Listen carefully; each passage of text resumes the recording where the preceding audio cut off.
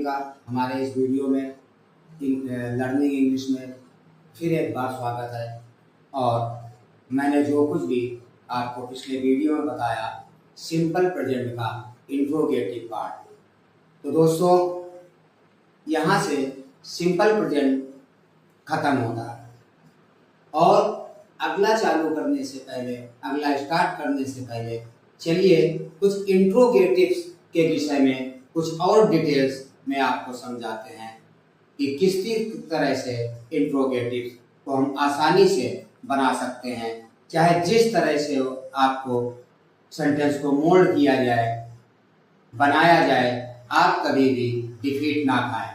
तो चलिए आगे हम बताते हैं कि किस तरह से, किस प्रकार से इंट्रोगेटिव आप बनाते हैं। आइए, पिछले वीडियो में आपने सुना, आपने देखा कि मैंने आपको बताया कि इंट्रोगेटिव सेंटेंस आप बनाते हैं।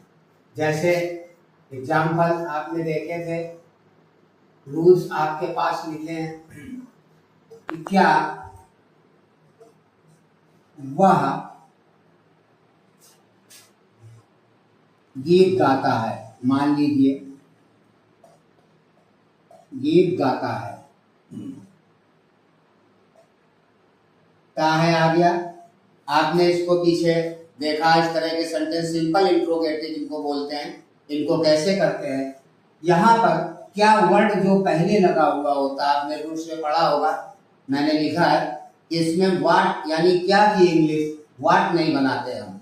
उसका यही रीजन है कि क्या बिगनिंग में जब लिखा होता है तब इसकी हम इंग्लिश नहीं बनाते, बल्कि करते क्या है, रूल्स में स्पष्ट लिखा हुआ है कि इसमें डूडस को वाक्य के शुरू में लगा देते हैं और बाकी जैसे करते हैं सेम वैसे ही आप कर सकते हैं। देखिए किस प्रकार से, जैसे ये ही है तो यहाँ पर डस का यूज होना चाहिए ही के साथ, तो डस खाली वाक्य के बिगिनिंग में लगाते हैं।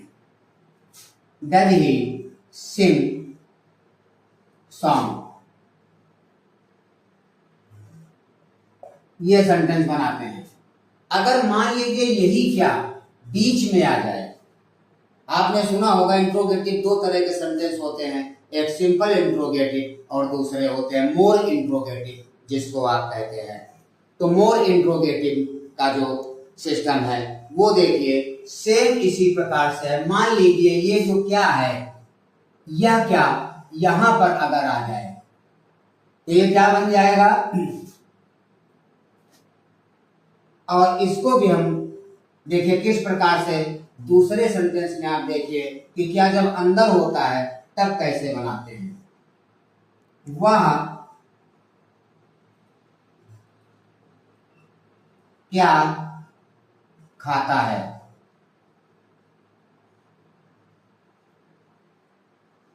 ये भी इंट्रोगेटिव रहता है, आ गया, जस्टिफाई हो गया। लेकिन बस अगर डिफरेंस है इसमें तो ये जो क्या है इसमें बिगिनिंग में होता है और यहाँ पर क्या, क्यों, कहाँ, इंट्रोगेटिव वर्ड आप जानते होंगे, वो वर्ड बीच में आते हैं। तो जब बीच में आते हैं तब देखिए किस प्रकार से, इसमें नो प्रॉब्लम, कोई विशेष बड़ी चिंता की बात नहीं है। अगर फर्क है तो बस देखिए क्या है, जब क्या बीच में हो, सेंटेंस के अंदर हो, तो ओनली जैसे आप ये बनाते हैं वैसे ही सेम आप बनाइए। देखिए किस प्रकार, जिस प्रकार से मैं करता हूँ आप उसी नियम को, अगर आप नए हैं, अगर आपको इंग्लिश आती है तो वो आपकी कोई विशेष प्रॉब्लम नहीं, आप कर सकते हैं। लेकिन जो बच्चे नए हैं, जो नए स्टूडेंट हैं, वो जिस प्रकार से हम करते हैं उसी प्रकार से जब आप फॉलो करेंगे मेरे रूल्स को, तभी आप इसको आसानी से बना पाएंगे। अदरवाइज आप डिफीट खा जाएंगे। अगर न्यू स्टूडेंट्स हैं जिनको इंग्लिश नहीं आती है, बहुत कम आती है या कह सकते हैं, तो देखिए इसको भी हम सेम इसी तरह से बनाएंगे। अगर डिफरेंस है तो ओनली माइनर सा डिफरेंस है, मैं आपको बताता हूँ कि किस प्रकार से इसको हम इजीली बना सकते हैं। देखिए जैसे मैंने बताया यही है और इंट्रोगेटिव है तो डस तो पहले होना ही है, तो डज ही बन गया। खाता है उसके बाद वर्ब आती है यानी ईट, और कुछ बचा नहीं, सेंटेंस खत्म हो गया। अब रही बात क्या की, जो मैंने बताया कि अगर बीच में आता है तो आपको कुछ नहीं करना है, बिल्कुल सिंपल सी बात ये करनी है, जो भी इंट्रोगेटिव वर्ड अंदर लगा है, क्या, क्यों, कहां, कैसे, जो कुछ भी लगा है उसकी इंग्लिश और आप बिगनिंग में खाली कर दें। आई मीन व्हाट यहां पर लिख देंगे। बाकी जैसे करते हैं सेम पूरा इसी प्रकार से आपको बनाना है। अगर कोई फर्क है तो सिर्फ इतना फर्क है कि डूडज के पहले इंट्रोगेटिव वर्ड लिखना पड़ता है जो बीच में है। अगर बिगिनिंग में है मैंने बताया तो फिर व्हाट लिखने की जरूरत नहीं। अगर अंदर है क्यों, कहां, कैसे, तो फिर उसकी इंग्लिश और आप एक्स्ट्रा बिगिनिंग में जोड़ दें। बाकी पूरा रूल आप देखें, जिस प्रकार से मैंने आपको बताया उसी रूल्स के अकॉर्डिंग मैं कर रहा हूं, और आप देख रहे हैं आसानी से एकदम हम इसको कर सकते हैं। और ये हो गई मोर इंट्रोगेटिव की बात। एक सेंटेंस मैं और आपको दिखाता हूं कि मान लीजिए सेंटेंस ये लिखा हुआ,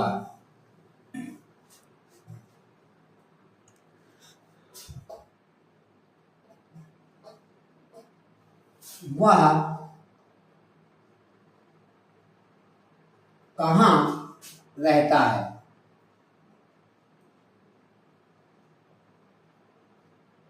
क्या है आ गया, आप जैसे बनाते हैं वैसे ही बनाइए। ही हो गई,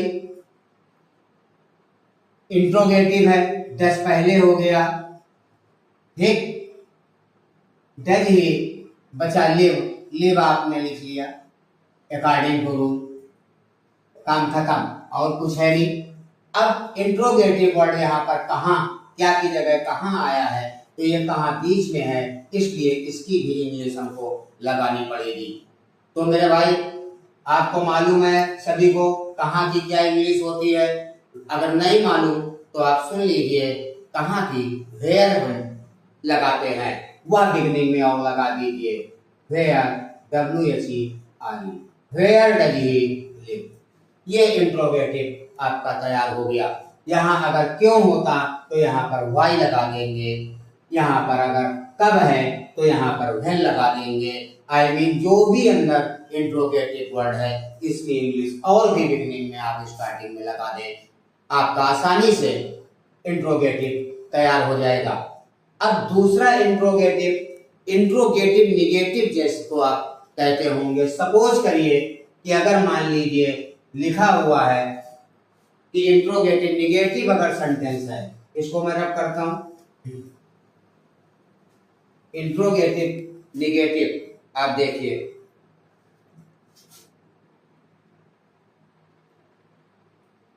मैं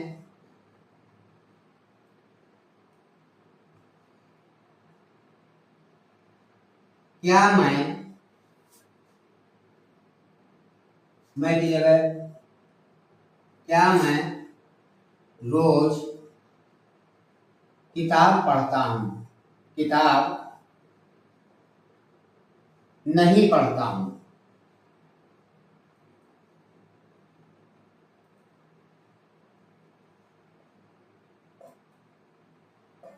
ये इंट्रोगेटिव है, फर्क इतना है कि इसमें नाट आ गया है।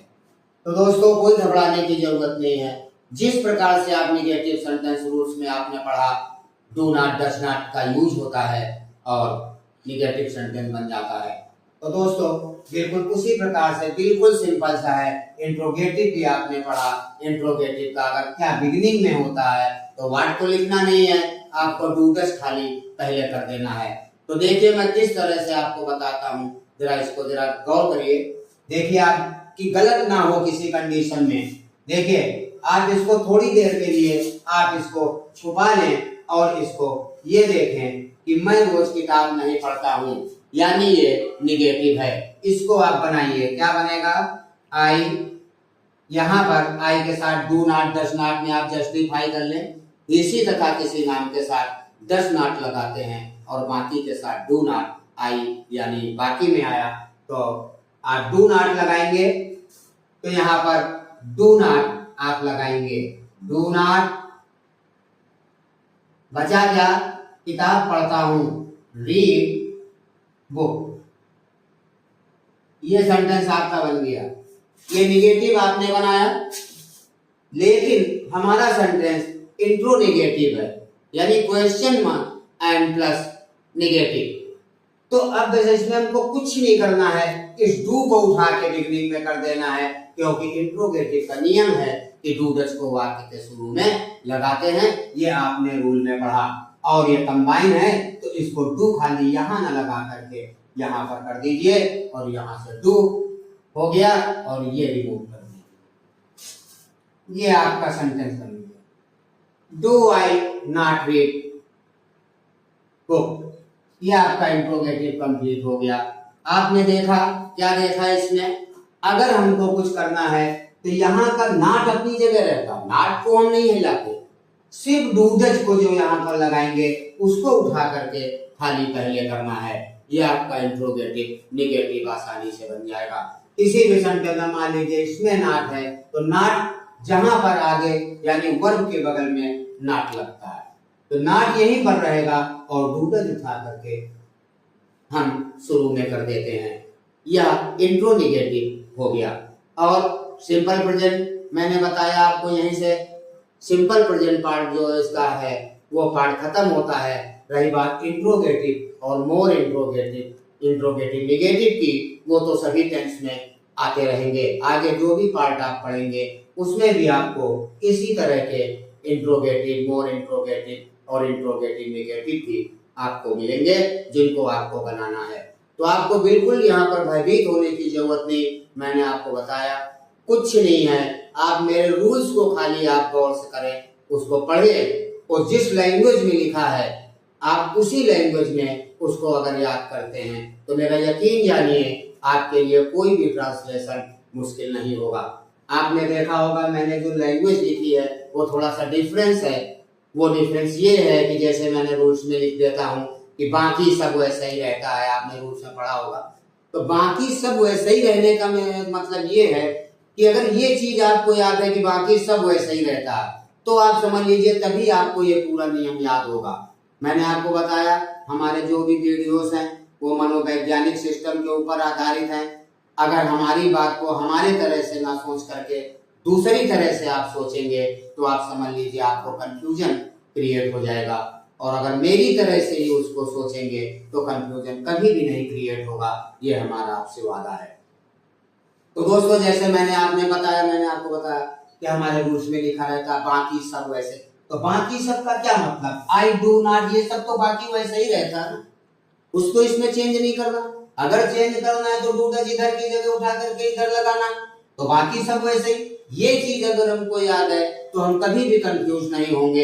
एज इट इज जो चीज जहां पर होगी वही रहेगी, इसका मतलब है। और डू डज खाली निकाल करके हमको बाहर करना है। ये है बाकी सब वैसे ही का मतलब। तो जहां पर भी मैं अपने रूल में बाकी सब वैसे ही, अगर ये वर्ड लिखा है, साधारण तौर पर सिंपली तौर पर लोग समझते हैं इस वर्ड का कोई मतलब नहीं, लेकिन वास्तव में उसका मतलब यही है उसका कि आपके माइंड में किसी भी प्रकार का कंफ्यूजन क्रिएट ना हो।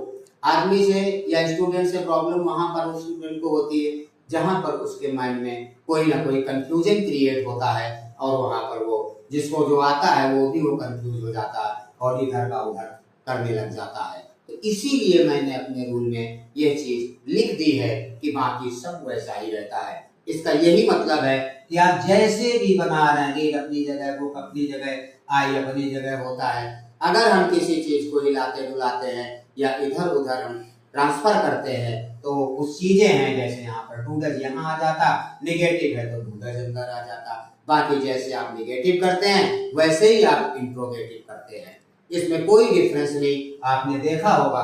तो आई थिंक आज आप काफी समझ चुके होंगे इंट्रोगेटिव और मोर इंट्रोगेटिव के विषय में। मैंने आपको बताया प्रेजेंट इंडेफिनिट जरूर यहाँ पर खत्म होगा, लेकिन आगे जो भी टेंसेस यानी इसके आगे का पार्ट प्रेजेंट कंटीन्यूअस जब आपको मैं अगले टर्न पर सिखाऊंगा, अगले वीडियोस में बताऊंगा, तब भी ये चीजें आपकी काम आती रहेंगी, क्योंकि निगेटिव, इंट्रोगेटिव, सिंपल ये सभी टेंसों के में आपको मिलेंगे।